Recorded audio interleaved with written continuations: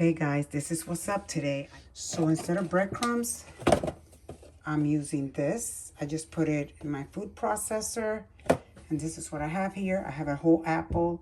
I have some shredded carrot, and the meat had already been seasoned. So I'm just gonna mix all of this up with an egg, and I'm gonna make a meatloaf, and I'm also going to make a hamburger. It's a little bit unconventional with the apples, but I just think it's gonna give it a really amazing flavor. So far, so good. They're looking fabulous. They're nice and flat. I love that.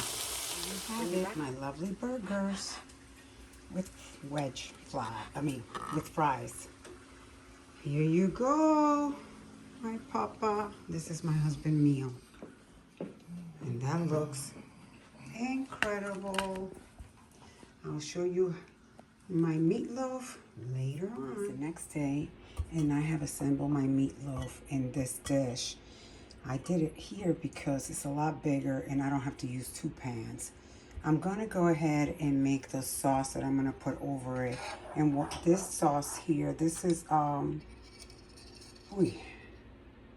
pineapple, ginger, orange. I think this is also fig, if I'm not. Yeah, I think it does have fig. How much? I added about a tablespoon of the tomato paste. I'm just gonna mix it very well. This has a little bit of a tangy and sweetness to it that I think will pair nicely with the meatloaf. Then I'm just gonna go ahead and put it on the top. Okay guys, so in the oven it goes. My oven is already preheated to 350, sorry. And it's going in. I'm not gonna cover it, and this looks fabulous.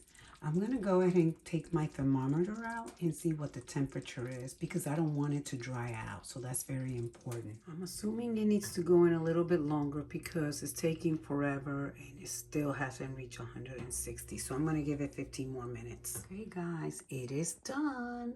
I'm just gonna cover it up until I'm ready to serve it. Not sure what I'm gonna serve it with yet.